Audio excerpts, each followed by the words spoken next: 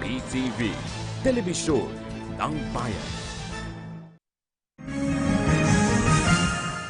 Magandang tanghali, nagbabalik ang PTV Newsbreak. Ipinag-utos na ng Muntinlupa RTC Regional Trial Court ang pag-detain kay dating Bureau of Corrections OIC Rafael Ragos sa National Bureau of Investigation.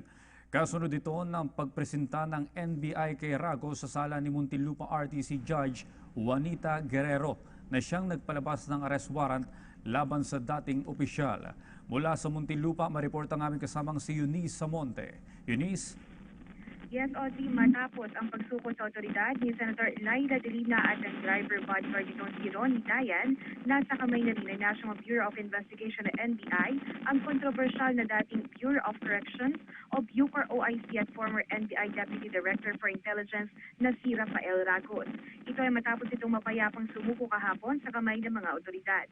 Pasado alas 8 ng umaga nang magtungo dito sa Muntinlupa Trial Court si Ragos para makuha ang commitment order nito kung saan nakasaad dito na sa NBI Detention Facility muna mananatili si Rafael Ragos sa kasong paglabag sa Republic Act No. 9165 o ang Comprehensive Dangerous Drug Act na may kinalaman sa illegal drug trading. Si Ragos ay pinaresto ni Judge Juanita Guerrero ng Muntinlupa Trial Court, Branch 204, nitong Huwebes kasama sina Senator Laila De Lima at ang driver bodyguard nitong si Ronnie Dayan kaugnay ng pagpapalaganap ng iligal na droga sa loob ng New Bilibid Prison. Matatandaan itong nakaraang taon ay nabanggit rin ni Department of Justice Secretary Vitaliano Aguirre sa isang press conference na inamin mismo umano ni Ragos na personal itong nag-deliver ng drug money kay Dayan kung saan ibinigay ito kay Senator De Lima.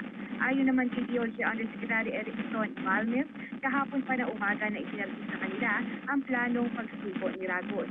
Sa ngayon, sa ilalim ng supervisyon ni Judge Juanita Guerrero ay mananatili muna sa NBI Detention Facility si Ragos sa ilalim ng Security Management Section na epektibo simula ngayong araw. Para sa PTV News, Eunice Samonte. Maraming salamat, Eunice Samonte.